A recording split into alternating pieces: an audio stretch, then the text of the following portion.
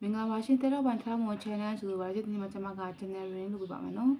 အဲ့တော့တစ်ဖက်သူနဲ့ကိုယ်နဲ့ပေါ့နော်ရှေ့ဆက်ပြီးတော့မှအနာဂတ်မှာရည်ရှိအဆင်ပြေမှာလားဆိုတာကိုကြည့်ပြီးမယ်ပေါ့နော်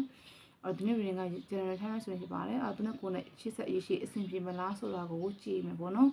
အဲ့တော့ဒါလေးကပိုင်1လေးရွေးရတူတယ်နော်ဒါတစ်ဖက်သူရဲ့ energy ကျွန်မကြည့်ပြပါမယ်ပိုင်1ဒါလေးကပိုင်2လေးပါဒါလေးကပိုင်ထွေးလေးပါเนาะအဲ့တော့တက်တဲ့ပိုင်လေးကိုရွေးပါကျွန်မကပိုင်ဝန်းလေးဆက်ရွေးမယ်เนาะရွေးနေရဆိုလို့ရှင်လည်းဗီဒီယိုလေးကို fast လုပ်ပြီးရွေးပါเนาะအဲ့တော့ကိုသိချင်တဲ့စုံချက်ကိုကအောင်ပြုတ်ပြီးရွေးရင်တော့ပိုကောင်းတယ်ပေါ့เนาะသူအောင်ပြုတ်ပြီးတော့ကိုပိုင်လေးရွေးရင်ပိုကောင်းပါတယ်เนาะအဲ့တော့ကျွန်တော်ပိုင်ဝန်းလေးဆက်ပြောပြီးမယ်ဒါလေးကိုကျွန်တော်ဖယ်လိုက်မယ်เนาะအဲ့တော့ပိုင်ဝန်းလေးမင်္ဂလာပါရှေ့တင်တဲ့ပိုင်ဝန်းလေးပေါ့เนาะတစ်ဖက်သူနဲ့ကိုယ်နဲ့ပေါ့เนาะအခြေကရှေ့ဆက်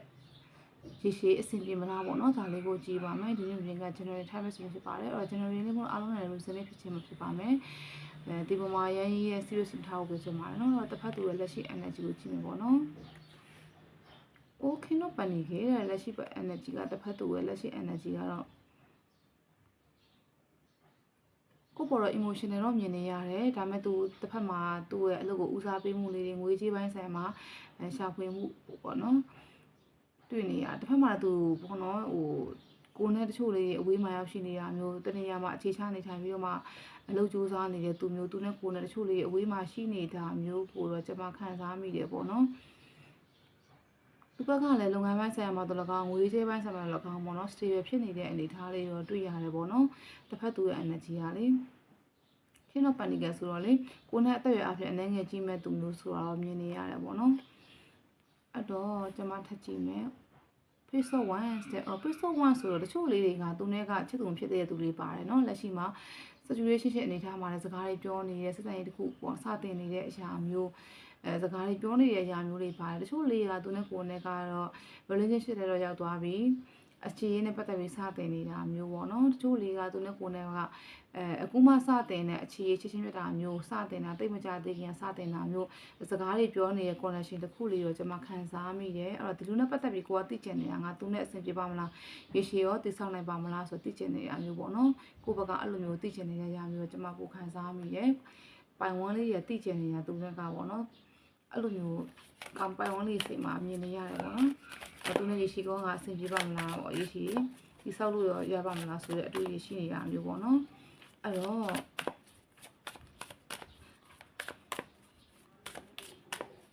အေးဆုံးပေါ့နော်တစ်ဖက်သူကိုပေါ့သူချစ်လာပေါ့နော်ဒါလေးကြည့်လိုက်မယ်နော်သူကိုတကယ်ချစ်လာဆိုတာကိုကျွန်မနှစ်ကလောက်ဆွဲလိုက်ရင်ကောင်းမလားပေါ့နော်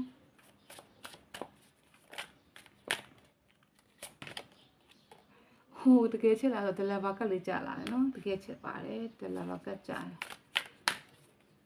စက်မှန်တဲ့ချစ်ချင်းမြတ်တာတော့ကျွန်မခံစားမိတယ်လို့ရှိရနော် forest အနေထားနဲ့အဲ့တော့စစ်မှန်တဲ့ချစ်ချင်းမြတ်တာ forest အနေထားနဲ့သူ့ကြောင့်ကိုယ့်ရဲ့စိတ်လေးရဲ့အေးချမ်းနေရမျိုးပေါ့နော်စိတ်ကသူနဲ့ပတ်သက်ပြီးတော့မှစိတ်ကြလက်ချရှိနေတဲ့ຢာမျိုးသင်ခံစားမှာမျိုးတော့ကျွန်မခံစားမိရဲ့သူကိုယ်တကယ်ချစ်တယ်ပေါ့နော်သူကလည်းဒီမှာကျွန်မခံစားမိရလေသူကိုချစ်ခွင့်မပြန်ခင်တည်းကသူကကိုယ်နဲ့ပတ်သက်ပြီးတော့မှလေကိုကြောင့်လည်းအများကြီးတွေးထားတယ်စဉ်းစားထားတယ်အများကြီးစဉ်းစားပြီးတော့မှသူကိုရှိရောက်ရှိလာတဲ့သူမျိုးပေါ့နော်ဒီမှာမြင်နေရတစ်ဖက်သူရဲ့ energy ကအများကြီးစဉ်းစားပြီးတော့မှကိုရှိရောက်ရှိလာတဲ့သူမျိုးသူ့ဘက်ကအဲ့လိုမျိုးပေါ့နော်လွယ်လွယ်နဲ့ကိုကိုလာပြီးတော့ချစ်ရေးဆိုတာမျိုးလွယ်လွယ်နဲ့ကိုဘက်ကလက်ခံတဲ့အရာမျိုးမဟုတ်သလိုလွယ်လွယ်နဲ့ကိုဘက်ကလည်းအဲ့လိုမျိုးလက်ခံတာမျိုးနေထားလည်းဖြစ်ကောင်းလက်မခံတာဖြစ်နိုင်စဉ်းစားပြီးမှလက်ခံတာလည်းဖြစ်နိုင်သလိုသူ့ဘက်ကလည်းကိုအများကြီးတွေးပြီးမှသူကိုဘဝရောက်ရှိလာတဲ့သူမျိုးပေါ့နော်အဲ့လိုမျိုးမြင်နေရတယ်အဲ့တော့ဒီမှာတွေ့ရတာသူ့ဘက်ကနေကိုပေါ့ချင်းမြတ်တာကစစ်မှန်စွာနဲ့ကိုချစ်နေတဲ့အရာမျိုးလေးတော့ကျွန်မခံစားမိတယ်အဲ့တော့သူကိုနဲ့ပတ်သက်ပြီးတော့သူ့ရဲ့စိတ်ခံစားချက်ပါရှိလဲဆိုတော့ကျွန်မ3ကက်လောက်ဆွဲမယ်နော်အဲ့တော့ပိုင်ဝမ်းနဲ့ပတ်သက်ပြီးတော့မှတစ်ဖက်သူရဲ့စိတ်ခံစားချက်ပါရှိလဲပေါ့နော်ဒါလေးကိုသိချင်ပါတယ် Fire cap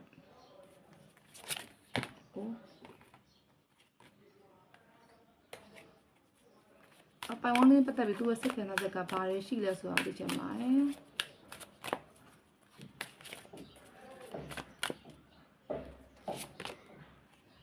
9 of Wands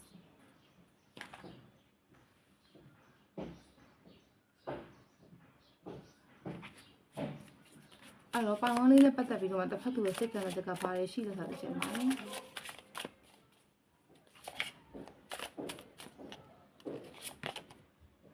ခွင်းတော့ဆိုနော်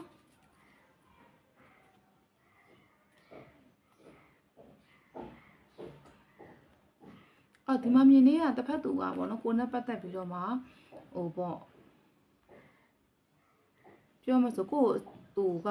လေဆုံးရှုံးရမှာတော့သူမလိုလားဘူးပေါ့နော်အဲ့လိုအတွေးလေးနည်းနည်းလေးသူဘက်က Farok ကမှနည်း anxiety ဖြစ်နေတဲ့အရာမျိုးတွေတွေ့နေရတယ်ပေါ့နော်ကိုဆုံးရှုံးရမှာမလိုလားဘူးကိုနဲ့နိုင်လုံးဝအနေထားမှာဆိုလို့ရှိရင်တော့သူ့ဘက်ကရေရှည်ဆက်သွားခြင်းတဲ့အရာမျိုးပေါ့နော်ကို emotional အဖြစ်ရှိရဲ့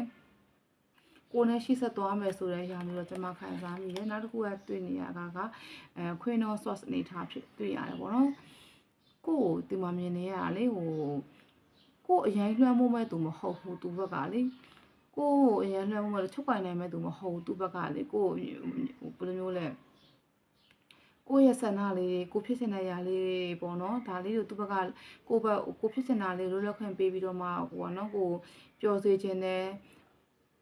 ပြောမှဆိုရင်ပိုင်ဝန်းလေးတွေကိုသူ့ဘက်ကနေပြီးတော့မှအမြဲပျော်ပျော်ရွှင်လေးနဲ့ပေါ့နော်သူ့ဘေးနားမှာရှိနေရကိုမြင်ခြင်းတဲ့သူမျိုးဆိုတာတော့တွေ့ရတယ်ဒီလူကစိတ်တက်ပြတ်သားတဲ့သူမျိုးဆိုတာလည်းမြင်နေရတစ်ဖက်သူကလည်းအမျိုးသားဖြစ်အမျိုးသမီးဖြစ်စိတ်တက်ပြတ်သားတဲ့ဆိုတာမျိုးမြင်နေရတယ်ပေါ့နော်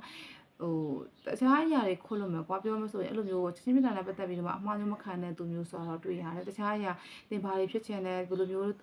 ပျော်ရွှင်တဲ့သူဘယ်တွေသွားချင်တယ်သူလိုက်ပို့ချင်မယ်သူလိုက်ပို့မယ်သူဖြည့်ဆည်းပေးမယ်ပေါ့နော်ဒါပေမဲ့သူ့ဘက်ကနေပြီးတော့မှကိုယ်အဲ့လိုမျိုးပေါ့နော်သေစာမဆောင်ထိန်တာမျိုးhiding လုပ်တာမျိုးတခုစုံကိုဆိုရင်သူ့ဘက်ကဟိုစိတ်လေးပြတ်သားမယ်ဆိုတဲ့အရာမျိုးတော့မြင်ရတယ်တခြားအရာတွေတော့ကိုတင်အောင်လွတ်လပ်ခွင့်လေးပျော်ရွှင်ခွင့်လေးပေးမဲ့သူမျိုးပေါ့နော်အဲ့လိုမျိုးမြင်နေရတယ်သူကိုယ်တိုင်ကလည်းအဲ့လိုလွတ်လပ်ပျော်ပွားလေးနဲ့သွားခြင်းနဲ့သူမျိုးဆိုတာလည်းမြင်ရတယ်ပေါ့နော်တစ်ဖက်သူကအလုပ်စူးစမ်းတဲ့အခါမှာအလုပ်စူးစမ်းမယ်နားချိန်တန်နားမယ်လှုပ်ချင်တယ်အလုပ်လုပ်ချင်တယ်အလုပ်လုပ်မယ်ဆိုတော့သူက balance မျှဆိုရင်သူ life ကိုတော့သူဖြတ်တန်းနေတယ်လို့ကိုယ့်ကိုလည်းအဲ့လို balance မျှတဲ့ချက်ချင်းမြတ်တာတခုသူကကိုပေးထားတဲ့အရာမျိုးတော့တွေ့ရတယ်ပေါ့နော်အဲ့တော့ဒီမှာမြင်နေရတာကတော့ collective လေးတွေနဲ့ကတော့သူကရေရှည်ဆိတ်ဆက်သွားခြင်းတဲ့အရာမျိုးဒီမှာခင်းတော့ပန်ကြီးကတွေ့နေရတဲ့ရေရှည်ပေါ့နော်ရှည်ဆက်သွားမယ်ဆိုတော့အတွေးမျိုးတွေခံစားချက်တွေရှိတာမျိုးတော့တွေ့ရတယ်အဲ့တော့သူနဲ့ကိုနဲ့ရေရှည်ကောအဆင်ပြေမလားပေါ့ကြည့်ပြမယ်နော်အဲ့တော့ပိုင်ဝန်းလေးနဲ့တစ်ဖက်သူနဲ့ပေါ့နော်အခြေရေးရေရှည်အဆင်ပြေမလားဆိုတော့သိချင်ပါတယ်ဒီလိုရဲ့အနာဂတ်အခြေရေးပေါ့နော်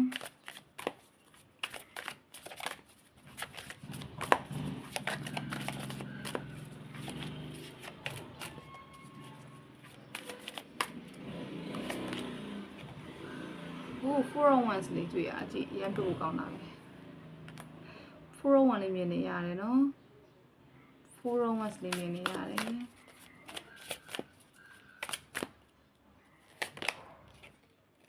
ဆိုတော့ပန်နီက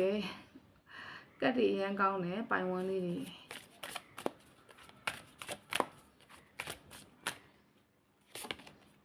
အိုးထန်းတော့ကတ်ကလေး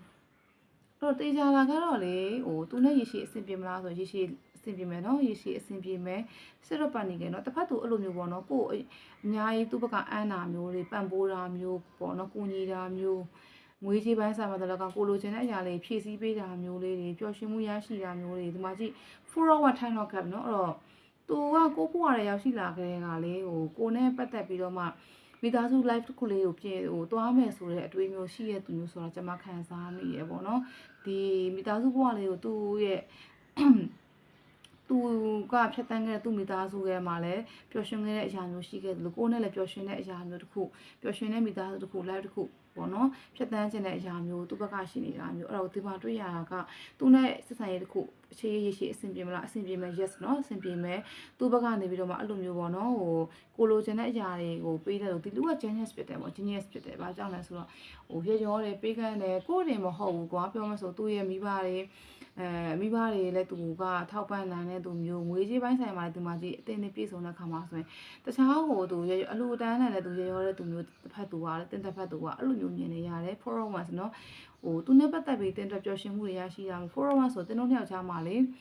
ဟိုအမှတ်တရလေးတွေခရီးလေးထုတ်ဖြစ်တာမျိုးအမှတ်တရလေးတွေ anniversary လေးတွေလုပ်ဖြစ်တာမျိုးလေးတွေပေါ့နော်သူ့ဘက်ကသူအမှတ်တရပစ္စည်းတွေကိုပေးတာမျိုးကိုလက်ခံရရှိတာမျိုး အဲ့လိုမျိုးမြင်နေရတယ်ထန်းတော့ကအနေထားတော့တေချာတာကတော့ဒီလူနဲ့ကိုယ်နဲ့ကရေရှည်ကတော့ပျော်ရွှင်မှုတွေရရှိမှာမျိုးတော့ကျွန်မခံစားမိပျော်ရွှင်ရမယ်သူနဲ့တွေ့ပြီးနောက်ပိုင်းကိုယ့်ရဲ့ကံနေအနေထားလည်းပို့ပြီးတော့မှပေါ့နော်ကံနေထားတဲ့ကောင်းမွန်လာတာမျိုးပျော်ရွှင်မှုတွေပို့ပြီးတော့မှအရင်ထက်မတူတဲ့ပေါ့နော်ပျော်ရွှင်မှုတွေရရှိတဲ့ခံစားချက်တင်ရရှိတာမျိုးကိုတော့တွေ့ရတယ်ပိုင်ဝန်းလေးတွေမှာအဲ့တော့တင်ကသူနဲ့ပတ်သက်ပြီးတော့မှဟို dream ဟာတွေဖြစ်နေတဲ့စိတ်ထဲမှာသူနဲ့ပတ်သက်တဲ့ရတွေရှိနေရဆိုလို့ရှင်တော့ဒီຢာတွေကတင်ဘေးဖယ်ထားလိုက်ပါဒီမှာတေချာတာကတော့သူကကိုယ်နဲ့ရေရှည်သွားမဲ့သူမျိုးဆိုတော့ခံစားမိရဲ့ဟိုလက်ထပ်ဖို့တိအောင်သူအများကြီးစဉ်းစားတာမျိုးပေါ့နော်လက်ထပ်ဖို့တိမစဉ်းစားရင်တော့လက်ရှိသူစူးစမ်းနေတဲ့တပိုင်းစားတစ်ခုမှာဆိုရင်တင်တဲ့ဟိုပေါ့နော်တေချာအောင်သူဘက်က engagement လုပ်တာမျိုးတစ်ခုခုပေါ့နော်အဲ့လိုမျိုးသူဘက်ကစီစဉ်ထားမှုလေးတွေတွေ့ရတယ်ပေါ့နော်တိတ်မကြခင်မှာတွေ့နေရတာမျိုးကျွန်မခံစားမိတယ်နောက်ထပ်6လအတွင်း6လတဲ့သူတစ်ဘက်ကသူစီစဉ်ထားတာလေးတွေကိုပြပြတာမျိုးဒါမှမဟုတ်သူနဲ့ကိုယ်နဲ့အဲ့လို engagement တစ်ခုလို့ဖြစ်တာမျိုးအဲ့လိုမျိုးတွေ့ဖြစ်တယ်ပေါ့နော်တော့ဒီမှာခံစားမိတာကတချို့လေးစတင်စကားပြောဆိုနေရဆိုဒီလိုနဲ့ကိုယ်နဲ့ကြာတိတ်မကြခင်မှာချစ်သူဖြစ်သွားတာမျိုးလေးတွေနားလည်မှုရရှိသွားတာမျိုးတကယ်ပဲသူ့ရဲ့ချစ်ချင်းမြတ်တာတွေကိုကအပြည့်အဝခံစားမိနေတာမျိုးပေါ့အောင်ငါ့ကိုတကယ်ချစ်တယ်ငါ့ဘောတကယ်တန်မိုးထားပြီးမျက်နှိုးရဲဆိုတဲ့စိတ်ခံစားချက်ကိုယ်မှာအပြည့်အဝခံစားနေရတဲ့စိတ်ခံစားချက်မှုတွေရရှိနေတာမျိုးတော့မြင်ရတယ်ပေါ့နော်သူ့ဘက်ကလည်းကိုယ်နဲ့ချင်းတခုလုံးဝပြတ်သွားဖို့သူမလိုလားဘူးပေါ့နော်သူတေချာလေးထင်းထင်းနဲ့သွားမဲ့အရာမျိုးလည်းမြင်နေရတယ်။ဘာကြောင့်လဲဆိုတော့သူကကိုယ်အဆုံးရှုံးမခံချင်တဲ့သူမျိုးဆိုတာတွေ့ရတယ်ပေါ့နော်။အဲ့တော့တေချာသူနဲ့ကိုယ်နဲ့ရေရှည်အဆင်ပြေမလား။ရေရှည်ဆက်သွဲရမယ်အဆင်ပြေမယ်တေချာတင်တို့က marriage life ထိအောင်ကျွန်မခံစားမိနေပေါ့ဒီထိရောက်သွားတဲ့ချစ်ချင်းမြတ်တာကိုတွေ့ရတယ်ပိုင်1လေးတွေမှာအဲ့တော့ပိုင်1လေးလည်းဒီ view လေးကိုကျင်းနေမယ်လို့မျှော်လင့်ပါတယ်နော်အားလုံးကိုကျေးဇူးတင်ပါတယ်ရှင်ကျွန်တော်တို့နောက် view လေးမှာတွေ့ကြမယ်နော်ပိုင်ထူးလေးမင်္ဂလာပါရှင်ဒါလည်းပိုင်ထူးလေးရေးထားတယ်ပိုင်ထူးလေးပေါ့နော်အဲ့တော့ဒီမှာဆိုလို့ရှိရင်ပိုင်ထူးလေးတစ်ဖက်သူရဲ့ energy ကိုကျွန်မကြည့်ပေးမယ်နော်အိုးပိုင်ထူးလေးတစ်ဖက်သူတဲ့တော့ပိုင်ထူးလေးတစ်ဖက်သူကလေပိုင်ထူးလေးနဲ့ပတ်သက်ပြီးတော့မှနည်းနည်းလေးအနိုင်ယူချင်တာမျိုးတွေလည်းကျွန်မခံစားမိရဲ့သူဖြစ်ချင်တဲ့သူ့ရဲ့ emotion တွေကိုဦးစားပေးတဲ့သူအနေထားနဲ့တော့ပို့ပြီးတော့ခံစားမိရဲ့ပေါ့ဒီလူကလေတခါကျရင်ကိုယ့်ရဲ့ဘေးနားမှာရှိနေပေမဲ့လည်းတခြားတွေအောင်ရောက်နေတာမျိုးပေါ့နော်တခြားအောင်နေများနေတဲ့သူမျိုးသူနဲ့ကိုယ်နဲ့စကားတွေမှာကြာခဏများတဲ့ connection တစ်ခုကိုတွေ့ရတယ်ကိုယ့်ပေါ်အနိုင်ယူချင်နေတာမျိုးတွေလည်းခံစားမိရဲ့ပေါ့နော်ဒီလူ energy ကလေအဲ့တော့ဟိုသူ့မှာလဲပေါ့နော်ကိုယ့်ပြင်အခြား option တွေသူကသူတွေးနေတဲ့အရာမျိုးတော့ကျွန်မမြင်နေရတဲ့တစ်ဖက်သူရဲ့ energy မှာလ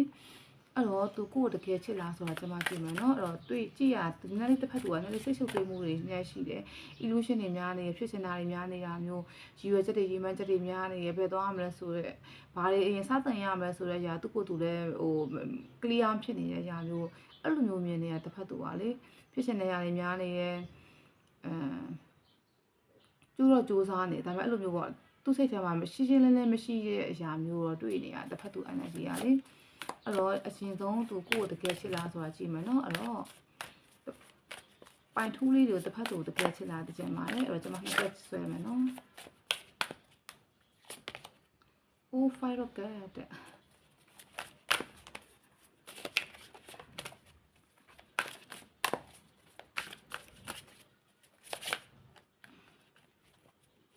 အဲ့တော့ပိုင်ထူးလေးကိုတစ်ဖက်သူတကယ်ချစ်လားတကြင်ပါတယ် fire panic ဆိုတော့လေချစ်တော့ချစ်တယ်ဒါပေမဲ့ဒီ connection တစ်ခုယူအရင်ကြီးသူ့ဘက်ကနေပြီးတော့မှာနော်ဟိုသူနဲ့ကိုယ်နဲ့အရင်အဆင်ပြေနေတဲ့ connection တော့မဟုတ်ဘူးဒီမှာခံစားမိတာလေသူနဲ့သူကကြမှာနာကျင်မှုတွေရှိတယ်တရအပြန်လဲ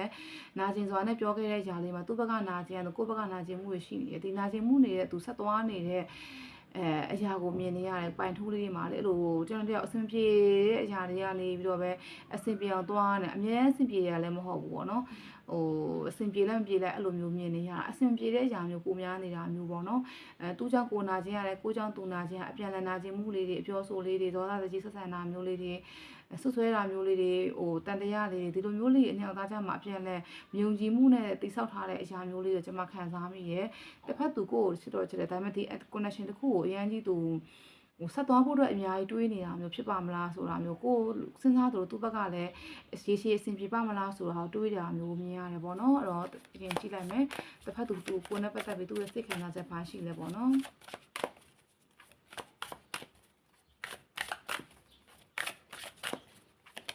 အဲ့တော့ကျမ3ကတ်ဆွဲမယ်နော်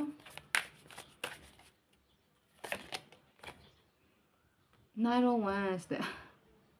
ကြည့်ပါဦးသူနာကျင်ပြီးတော့ကိုယ်စကားလုံးနဲ့သူနာကျင်တာလည်းဖြစ်နိုင်တယ်ပေါ့နော်ကိုယ့်ရဲ့စကားလုံးနဲ့ကြောင်းလည်းနာကျင်တာမျိုးလည်းဖြစ်နိုင်တယ်9 1ဖြစ်နေမှာကြည့်အောင် Chariot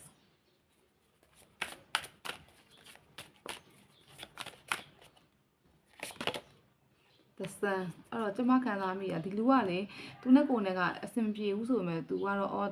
ဒီຢာလေးအဆင်ပြေဟိုစက်တော့သွားမယ်ပေါ့နော်သွားခြင်းနဲ့ the sun energy ကလေအသစ်စတင်ခြင်းနေရလဲမြင်နေရတယ်ဘာလို့ဒီမှာမြင်ရ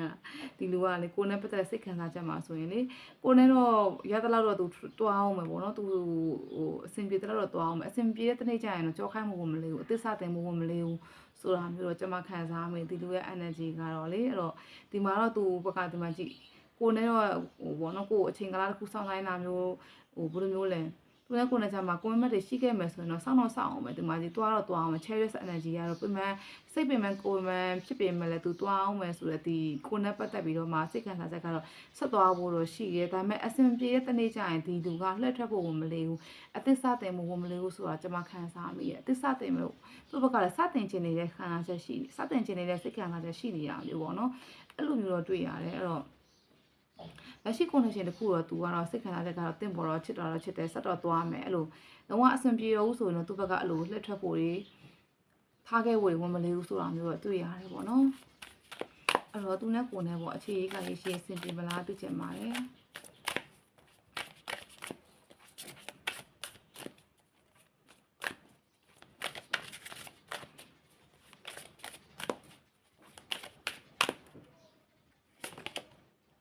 Two rocket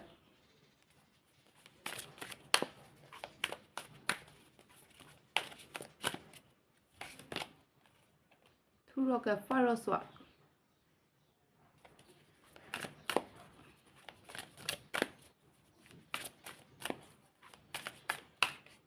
fire swap လည်းတွေ့နေရဆိုတော့လေ7 swap အဲ့တော့တေချာလာကတော့သူနဲ့တင်တဲ့ချက်မှာလေဟိုဖြတ်တန်းမဲ့အရာလေးကနည်းနည်းလေးတော့ခက်ခဲလိမ့်မယ်ပေါ့နော်အဆင်ပြေမလားဆိုတော့အဲ့လိုအဆင်ပြေတဝက်အဆင်ပြေတဝက်တော့ကျွန်မခံစားရင်ဘာကြောင့်လဲဆိုတော့ညသွားကြတယ်မှာအဲ့လိုချစ်တာတော့ချစ်တယ်အဲ့လိုပေါ့နော်5 dot swap 7 dot swap မှာဆိုအဲ့လိုတန်တဲ့ယောက်ျားမှာတန်တရားတွေမြုံကျင်ချင်းတွေရှိနေတာမျိုးကိုယ့်ဘက်ကလည်းမြုံကြည့်လို့သူ့ဘက်ကလည်းကိုယ်မြုံကြည့်ရတယ်ဖြစ်နိုင်တယ်ကိုယ့်ဘက်ကတန်တရားရှိသလိုသူ့ဘက်ကတန်တရားအပြန်အလှန်တွေရှိနေတယ်အနိုင်ယူမှုတွေရှိနေတယ်ဟိုဒီမှာလဲ5 dot swap ပြန်ကြဒီမှာလဲ5 dot swap ပြန်ကြတေချာလာတော့လေဟိုကိုယ့်ဘက်ကအနိုင်ယူတာမျိုးမဟုတ်တော့သူ့ဘက်ကအနိုင်ယူတာမျိုးရှိနေတဲ့ဟိုဘောနော်အရာမျိုးပေါ့နော်ဟိုနိုင်ကျင်မှုတွေရှိနေတာနဲ့စိတ်ဆက်ကမဲ့ connection တခုတော့ကျွန်မခံစားမိရဆိုတော့ရေရှည်ဆက်ဆက်ဖို့ကတော့တင်းတို့နှစ်ယောက်ကြားထဲမှာအဲ့လိုတင်းတို့နှစ်ယောက်ဆက်ဆံရေးကိုတေချာလေး balance လုပ်ဖို့ကြီးဟိုတေချာလေးခိုင်မာစွာနဲ့ပေါ့နော်ဟိုပြသဖို့တွေပေါ့နော်သူ့ဘက်ကနေတော့၎င်းကိုယ့်ဘက်ကတော့၎င်းအဲ့လိုမျိုးပေါ့နော်ချစ်ချင်းမြတ်တာတွေချစ်တကယ်ချစ်ချောင်းပြသဖို့တွေလိုအပ်တယ်ဒီမှာကျွန်မခံစားမိသတိထားဖို့ကလေ7 of swords 5 of swords မှာဆိုရင်တစ်ဖက်သူကိုလေတချို့အရာ betray လုပ်တဲ့အရာမျိုးတွေပေါ်ပေါက်လာတယ်နော်ဒီမှာခံစားမိရအဲ့တော့ဒီမှာကတင်းတဲ့သူနဲ့ရှေ့ဆက်ဖို့အတွက်မှာသူ့ဘက်ကအခြေအနေကိုတေချာလေးတော့တင်ပေါ့နော်ဟိုလေ့လာဖို့လိုအပ်တယ်တချို့အရာသူကတင့်ကို hiding လုပ်ထားတဲ့အရာမျိုးကျွန်မခံစားမိတယ် hiding လုပ်ထားတယ်သူ့ဘက်ကလည်းအမှားလုပ်ပြီးတော့မှသူကိုအနိုင်ယူချင်တာမျိုးသူမှန်ကန်တယ်ဆိုပြီးတော့မှဆက်သွားခြင်းနေတဲ့အရာမျိုးဆက်သွားတယ်ဆိုတာကသူမှန်ကန်တယ်ကွာသူကိုနဲ့တော့တွေ့မယ်သူဒါပေမဲ့သူကကိုယ့်ရဲ့နောက်ွယ်မှာတခြားလူနဲ့သူလှုပ်ချင်တာလုပ်မယ်ဆိုတော့သဘောမျိုးကိုကျွန်မပိုခံစားမိဒီလူကဒီမှာလဲ7 rock အနေထားမှာဆိုသူအမြဲတခြား option တွေသူရွေးချင်တဲ့စိတ်တွေရှိနေတဲ့အရာမျိုးဆိုတော့လေဒီမှာ7 rock မှာဆိုပို့ပြီးတော့မှတေချာသွားတာကတချို့အရာလေးသူ hiding လုပ်ထားတယ်သူကတခြားပေါ့နော် emotional ဘိုင်းဆိုင်ရာမှာတချို့တင်မသိတဲ့အရာကောင်းအရာလည်းဖြစ်တာကောင်းဖြစ်နိုင်ဒါမှတင်သိပြင်မဲ့လည်းဒီအရာတစ်ခုနဲ့ပတ်သက်ပြီးသူတို့နှစ်ယောက်ကအဆင်ပြေတဲ့connection တစ်ခုကိုတင်ကမရမကရှေ့ဆက်နေတာလည်းဖြစ်နိုင်တယ်ပေါ့နော်အဆင်ပြေမလားဆိုပြီးတော့မှသူ့ပုံစံပြင်ဆင်မလားဆိုပြီးရှေ့ဆက်လျှောက်လန်းနေတာလည်းဖြစ်ကောင်းဖြစ်နိုင်တယ်ဒါပေမဲ့ဒီလူကကိုယ့်ဘောအရန်ကြီးပေါ့နော်စိတ်ချရတဲ့သူတွေမှာတိတ်တော့မပါဘူးပေါ့နော်စိတ်ချရတဲ့သူတိတ်မပါဘူးအချိန်နဲ့တင်သူကကြောခိုင်းဖို့ကတော့ဝန်မလေးဘူးဟိုသူ့ဘက်ကနေပြီးတော့မှပြတ်သွားတဲ့ဟို connection တစ်ခုဖြတ်ကမှသူမလိုလားဘဲနဲ့တင်ဘက်ကဖြတ်တာကိုလည်းသူစောင့်ကျင်တာလည်းဖြစ်နိုင်တယ်ပေါ့နော် connection တစ်ခုဟိုစောင့်နေတာဖြစ်နိုင်တယ်ရှေ့ဒီမတိုင်ခင်မှာလဲသူပေးတဲ့ဂရိတစ်ခုကိုလည်းသူကဖြတ်သွားတဲ့သူရဲ့အရာမဖြစ်ချင်တဲ့အခါမှာကျတော့တင်တဲ့ connection တစ်ခုကိုလည်းမဖြတ်ဘူးသူ သူလှုပ်ချင်တာလည်းလုံးမယ်ဆိုတဲ့အနေထားတစ်ခုနဲ့ဆက်သွားတဲ့အရာမျိုးတင်တဲ့နှစ်ယောက်ကြားမှာတော့တွေ့ရတယ်ထူတော့ခပ်အနေထားမှာတော့ညသားကြားမှာတော့ချက်ချင်းမြစ်တာတော့တွေ့နေရပါပဲလေအဲ့လိုမျိုးလေးပေါ့နော်သူ့ဘက်ကမယိုးသားတဲ့အရာ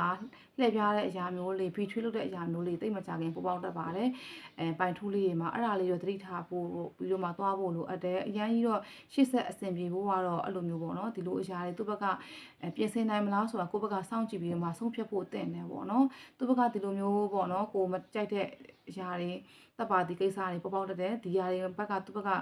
ကိုတိသွားတယ်ကိုမတိရလည်းဖြစ်ကောင်းဖြစ်နိုင်တယ်ဒီလိုအနေထားတွေရှေ့ဆက်ပြီးတော့မှမပြင်ဆင်ဘဲနဲ့ရှိနေခဲ့မှာဆိုရင်တော့တင်သူနဲ့ရှေ့ဆက်ဖို့အရင်တော့မတင်ဘူးဒီမှာကလည်းအဲ့လိုသူ့ဘက်ကအဲ့လိုဒီအရာတွေဆက်မြင်နေရတယ်ပေါ့နော်7 round swap 5 round swap မှာဆိုသူ့ဘက်ကအဲ့လိုမျိုးရိုးသားကြအောင်ဆောင်တာမျိုးလေးတွေကိုရှိမှာပြောမှဆိုလို့ရှိရင်သူ့ဘက်ကမကန်လဲလှုပ်သေးတယ်ကိုလာပြီးတော့မှအနိုင်ရုံကျန်တာမျိုးလေးအဲ့လိုမျိုးလေးကျွန်မခံစားမိတယ်ပေါ့နော်ကိုစိတ်နာခြင်းမှုလေးတွေလည်းကျွန်မတွေ့ရတယ်ကိုကလည်းသူ့နာကျင်အောင်လည်းပြောတာမျိုးလည်းဖြစ်ကောင်းဖြစ်နိုင်တယ်ဒီရလည်းပတ်သက်ပြီးတော့မှလေအဲ့တော့ရှေ့ဆက်အဆင်ပြေမလားဆိုရင်အရင်ကြီးအဆင်ပြေဖို့က50% ပဲတွေ့ရတယ်အရင်ကြီးတော့ပြေဝမခံစားမိဘူးပေါ့နော်ပိုင်းတိုးလေးတွေကလေအဲ့တော့ပိုင်ထိုးလေးတကားတလောက်ပါပဲเนาะပိုင်ထိုးလေးရဲ့ဒီ view လေးကိုကျင်းနေမယ်လို့မျှော်လင့်ပါတယ်เนาะအားလုံးကိုကျေးဇူးတင်ပါတယ်ရှင်ကျွန်မတို့နောက် video လေးမှာတွေ့ကြမယ်เนาะပိုင်ထွေးလေးမင်္ဂလာပါရှင်တင်ပိုင်ထွေးလေးပေါ့နော်တစ်ဖက်သူနဲ့တင်တဲ့အခြေရေးပေါ့နော်ရှေ့ဆက်ရေးရှိအဆင်ပြေမလားဆိုတာကိုကြည့်ပါမယ်တင် reading က January time resume ဖြစ်ပါတယ်နော်အဲ့တော့ January လေးမို့လို့အားလုံးနဲ့လည်း resume ဖြစ်ချင်မှာဖြစ်မယ်ဒီပေါ်မှာစိတ်ကြည့်မထားဖို့ပြောချင်ပါတယ်အဲ့တော့ဒီမှာကတစ်ဖက်သူ energy ကြည့်ပေးထားမယ်နော်ဒါကပိုင်ထွေးလေးရွေးထားတဲ့သူလေးပေါ့ဒါအရောင်လေးပါတစ်ဖက်သူရဲ့လက်ရှိ energy ကိုကျွန်မကြည့်မယ်ဟို5တော့ပန်နေခဲ့တဲ့ပြီးတော့အဲ့တော့ဒီမှာ negative ကလေပိုင်း2နဲ့3မှာကျွန်မခံစားမိနေရပေါ့နော်အဲ့တော့တစ်ဖက်သူလက်ရှိ energy မှာဆိုရင်တော့ကိုနဲ့တော့ရှေ့ဆက်သွားမယ်ကိုရှိရရင်သူမှုဘယ်လိုမျိုးလဲကိုရဲ့သူ့ရဲ့အတွေ့အကြုံမှာတော့ကိုရှိနေရဲ့ရုံးမထွက်နိုင်သေးဘူးပေါ့နော်ရုံးမထွက်နိုင်တဲ့အရာမျိုးပေါ့အဲ့လိုမျိုးမြင်နေရတယ်ဒီမှာတွေ့ရသူနဲ့ကိုနဲ့ကြမှာတော့အဆင်ပြေတယ်လည်းမပြေတယ်လည်းဆက်သွားနေရတာမျိုးတော့တွေ့နေရတယ်ပေါ့နော်အဲ့တော့ဆိုအနေထားကတော့ဒီလူကနည်းနည်းလေးသူပေါ့နော်ဒီလက်ရှိ connection တစ်ခုကနေပြီးတော့အဆင်ပြေလေးတော့သွားကျင်တဲ့အရာမျိုးတော့ကျွန်မခံစားမိတယ်နည်းနည်းလေးသူ့စိတ်တွေရန်တင်းကျပ်နေတာမျိုးလေးတွေကိုနဲ့ပတ်သက်ပြီးမှသူပြောစရာရှိတဲ့အရာတွေကိုသူပြောကျင်တယ်ဖွင့်ပြောကျင်တယ်ဒါပေမဲ့ပိုင်ထရီလေးတို့နည်းနည်းလေးမပြောရတာမျိုးဖြစ်နေတာမျိုးပေါ့နော်အဲ့လိုမျိုးမြင်နေရတယ်သူ့စိတ်ထဲမှာတချို့အရာလေးသူ့ရင်ထဲမှာတွေ့ဟိုကိန်းအောင်ထားတဲ့ပေါ့နော်သူတွေ့ပြောချင်တဲ့စကားလုံးလေးအချို့သူပြောချင်နေတဲ့ဖွပြောပြချင်တဲ့စိတ်ရှိနေတယ်ဒါပေမဲ့လည်းအရင်ရဲ့ point 3လေးတွေနဲ့ပတ်သက်ပြီးတော့မှသူဘက်ကနေပြီးတော့မှထုတ်တီးထားတဲ့အရာလေးတွေရှိနေတာမျိုးဆိုတော့เนี่ยသားကြတဲ့မှာအရင် energy ကပေါ့နော်အဆင်ပြေလိုက်မပြေလိုက် energy ရှိနေတယ်တစ်ဖက်သူကိုယ်နဲ့ပတ်သက်ပြီးတော့သူပြောပြချင်တဲ့စိတ်ခံစားချက်တွေလည်းရှိနေရမျိုးပေါ့နော်အဲ့လိုမျိုးမြင်နေရတယ်စိတ်ခံစားချက်လေးရှိနေတယ်ပေါ့နော်ဟိုခံစားမှုလေးရှိနေရမျိုးကိုလည်းမြင်နေရတယ်ပေါ့နော်သူကကိုယ့်ကိုတော့ပြောကောင်းပြောနိုင်တယ်သူ့ရဲ့စိတ်ခံစားချက်တွေဒါပေမဲ့ point 3လေးတွေလက်မခံတာမျိုးလည်းဖြစ်နိုင်တယ်မယုံကြည်တာမျိုးလည်းဖြစ်နိုင်တယ်ပေါ့နော်သူ့ရဲ့စိတ်ခံစားတဲ့အပိုင်းကိုကိုယ့်ဘက်ကနေနားမလည်ပေးနိုင်တာမျိုးလည်းဖြစ်နိုင်တယ်ပေါ့နော်အဲ့တော့ကျွန်မကအရင်သူ့ပေါ့နော် point 3လေးကိုတစ်ဖက်သူတကယ်ချစ်လားဆိုတာကိုကြည့်လိုက်မယ်ပေါ့နော်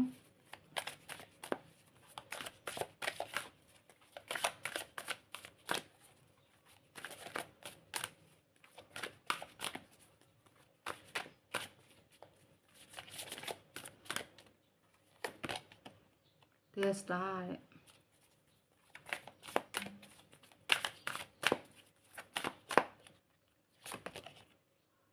Feel once တဲ့ချစ်တာတော့ချစ်တယ်ဒီလူကလေချစ်တာတော့ချစ်တယ်ဒါပေမဲ့အဲ့လိုမျိုးပေါ့တစ်ဖက်မှာလည်းတင်းနဲ့ပတ်သက်ပြီးတော့မှအဲ့လိုအဆင်ပြေမှုလေးနဲ့ပတ်သက်ပြီးတော့မှသူတွေးနေတာမျိုးလေးတော့ရှိရပေါ့နော်ဒီလူကကိုယ့်ကိုတော့ချစ်တယ်ဒီလူနဲ့တချို့လေဒီမှာကလက်ရှိအနေထားမှာလေချစ်သူစဖြစ်တဲ့သူလေးပါနေပေါ့နော်ချစ်သူသူနဲ့ကိုနဲ့ကြမှာချစ်သူစဖြစ်တာတိတ်မကြသေးဘူးပေါ့နော်တိတ်မကြသေးဘူးသူနဲ့ကိုယ်တချို့လေးအဝေးမှာစကားတွေပြောနေတဲ့သူလေးပါတယ်ဒါပေမဲ့အဝေးမှာဆိုမှသူနဲ့ကိုယ်နဲ့အဲ့လိုမျိုးတခါကျ energy ကနည်းလေးဟိုအရင် energy ကခါတလေပေါ့နော်သူနဲ့ကိုယ်နဲ့ကြမှာ energy အရန်ကောင်းနေတဲ့အရာမျိုးကျွန်မမခံစားမိဘူးတယောက်နဲ့တယောက်ကြားမှာလေအထင်မြင်လွဲမှားမှုလေးရှိနေတာမျိုးလေးပေါ့နော်သူနဲ့ကိုယ်နဲ့ကြမှာ ကိုယ့်ဘက်ကတန်တရားလေးရှိနေတာမျိုးမယုံကြည်တာမျိုးလေးတွေလည်းရှိနေတဲ့အရာမျိုးပေါ့နော်အဲ့တော့တစ်ဖက်သူကတော့ဒီမှာမြင်နေရတာကတော့ကိုယ့်ကိုယ်တော့သဘောကျရတယ်ပေါ့နော်ကိုယ့်ကိုယ်တော့ချစ်တော့ချစ်တယ်အဲ့လိုမျိုးပေါ့နော်သူ့ဘက်ကခံစားချက်ကိုနားမလည်ပေးနိုင်တဲ့အခါမှာသူနည်းနည်းလေးစိတ်ခံစားချက်တွေရှိတဲ့အရာမျိုးတော့ကျွန်မခံစားမိတယ်ပေါ့နော်သူ့ဘက်ကလည်းဒီမှာမြင်နေရတက်နိုင်တယ်လို့သူ့ဘက်က negative အတွေ့အကြုံ short ချပြီးတော့မှ positive thinking နဲ့သွားဖို့သူ့ဘက်ကပြင်ဆင်တဲ့အရာမျိုးတော့မြင်နေရတယ်အဲ့လိုတော့မြင်နေရတစ်ဖက်သူကလေ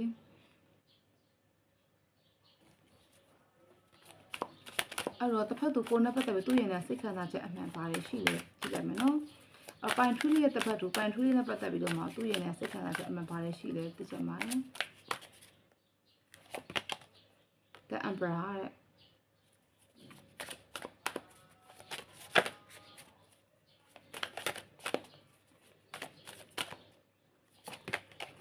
Emperor is a panic ကတည်းကတော့တော်တော်လေးကောင်းပါတယ် is a panic Emperor အဲ့တော့တစ်ဖက်သူကိုယ်နဲ့ပတ်သက်ပြီးသူ့ရင်ထဲစိတ်ခံစားချက်အမှန်ပါတယ်ရှိလို့သိချင်ပါတယ်10 တော့ကအဲ့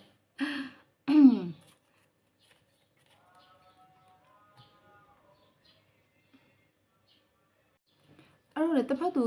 ကကိုယ်နဲ့ပတ်သက်ပြီးသူ့ရင်နဲ့စိတ်ခံစားချက်အမှန်ကဘယ်လိုလဲဆိုရင်လေသူကကိုယ့်ပေါ်မှာတကယ်ပဲအတီကိုနဲ့ချစ်ချင်းမြတ်တာကိုသူဆောက်ချင်တဲ့အရာမျိုးပေါ့နော်ဒီဘက်ကနေမြင်နေရတယ်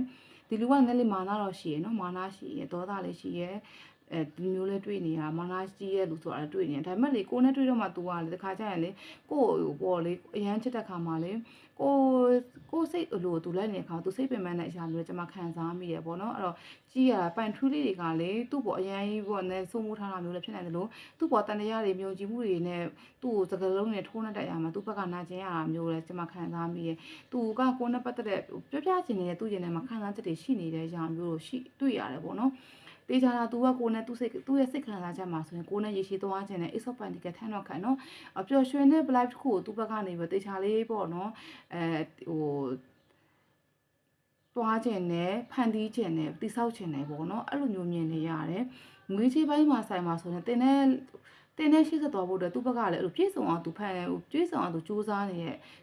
နေဆိုတဲ့အရာမျိုးကျွန်မတွေ့ရတယ်လက်ရှိမှာသူအရင်ပြည့်စုံတာမျိုးတော့မဟုတ်သေးဘူးဒါပေမဲ့သူကရေရှည်အတွက်မှာဆိုသူပြည့်စုံအောင်ဖန်တီးပြီးစူးစမ်းပြီးတော့မှပိုင်ထရီလေးနဲ့ပေါ့နော်ပိုင်ထရီလေးနဲ့ပြည့်စုံသွားတဲ့သူသွားခြင်းနဲ့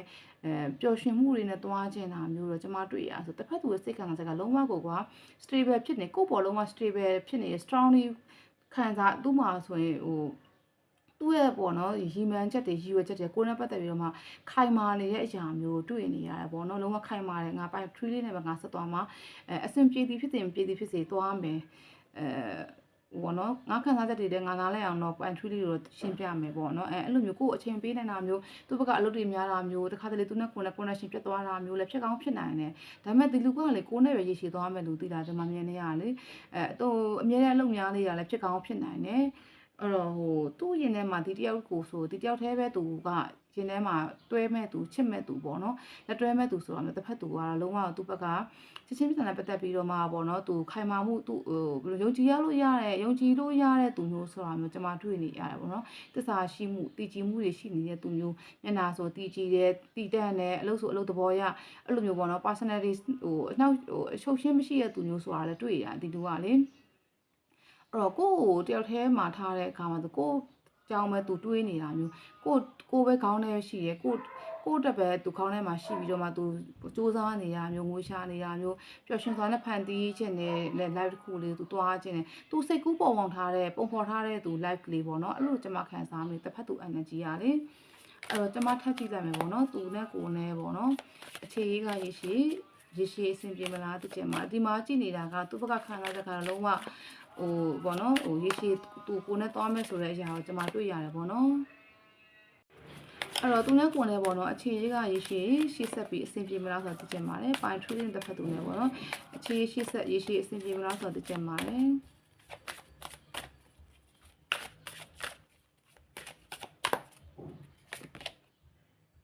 Narrow ones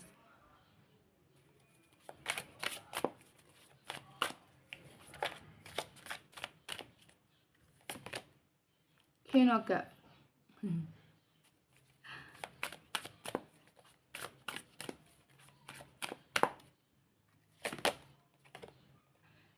Fill your cup နော်အဲ့တော့နှစ်သားကြမှာကတော့လေအဆင်ပြေမှုလေးရောတွေ့ရတယ်သင်တို့နှစ်ယောက်လေးဟိုပေါ့ဒီမှာကျွန်မခံစားမိတာမကြာခဏတွေ့ဖြစ်တာမျိုးလေးတွေအချိန်ပေးဖြစ်တာမျိုးလေးတွေပေါ့နော်တစ်ဖက်သူ energy ကလေကိုကျွန်မခံစားမိရလေ तू ကပို့ပြီးကိုယ့်ထက်ပေါ့နော်တချို့လေးကျွန်မခံစားရ तू ကကိုယ့်ထက်အသက်ကြီးနေတဲ့သူမျိုးလဲကျွန်မမြင်နေရတယ်ကိုယ့်ထက် stable ဖြစ်နေတဲ့စိတ်ပိုင်းစိတ်ပြောမဆိုကိုယ့်ထက်ပိုရင်းချက်မှုရဲ့ရင်းချက်မှုရှိတဲ့သူမျိုးပေါ့နော်ဒီလူကလေရင်းချက်မှုရှိတဲ့သူမျိုးသူ့ဘက်ကခံစားချက်တွေကိုနားမလဲပေးနိုင်မယ်။ तू ကကိုယ်ခံစားချက်တွေကိုနားလဲပေးနိုင်တဲ့သူမျိုးပေါ့နော်။အဲ့လိုမျိုးမြင်နေရတယ်။ခါကျရင်နေပိုင် tree ရသူ့ပေါ်လေအဲ့လိုမျိုးတစ်ဖက်သက်အမြင်တွေနဲ့ပြောဆိုတာမျိုးလည်းရှိကောင်းရှိနိုင်တယ်ပေါ့နော်။ဒီလူက9 months အနေထားဆိုနည်းနည်းလေးကိုယ်နဲ့ပတ်သက်တဲ့စိတ်နာခြင်းမှုတွေရောရှိတယ်။ဒါပေမဲ့လည်းကိုယ်နဲ့9 months အနေထားရေရှည်စစ်ဆက်သွားဖို့အတွက်သူ့ပါready ဖြစ်နေရဲ့အသင့်ဖြစ်နေတဲ့အရာမျိုးပေါ့နော်ကိုယ်အရန်ချစ်ချင်းမြတ်တာတွေဟိုကိုသူ့ကိုသူထက်ကိုပို့ပြီးတော့မှအရန်ချစ်နေတဲ့ချစ်ချင်းမြတ်တာတွေသူ့မှာရှိနေတာမျိုးเนาะ tree ကအနေထားမှာဆိုလည်းအဲ့လိုသူနဲ့တင်တဲ့ကလည်းဟိုတိတ်မကြခင်သူတွေတွေ့ဖြစ်တာမျိုးမိတ်ဆွေပေါင်းတဲ့နဲ့သူနဲ့ကိုနဲ့ချားမှာဆိုမိတ်ဆက်ပေးဖြစ်တာမျိုးလေးတွေသူ့ဘက်ကကိုမိတ်ဆက်ပေးဖြစ်တာမျိုးဖြစ်နိုင်တယ်လို့သူ့ဘက်ကလည်းကိုနဲ့သူပေါင်းတဲ့နဲ့မိတ်ဆက်ပေးဖြစ်တဲ့ connection တစ်ခုပေါ့เนาะအဲ့လိုမျိုးလေးတွေ့ရတယ်ပေါ့เนาะအဲ့တော့တေချာတာကတော့သူကကိုနဲ့ရေရှည်တွဲမယ်သူ့ပေါင်းတဲ့နဲ့ကိုပေါင်းတဲ့နဲ့ချားမှာလည်းသူကတေချာလေးပေါ့เนาะမိတ်ဆက်ပေးပြီးတော့မှကိုနဲ့တွဲနေတဲ့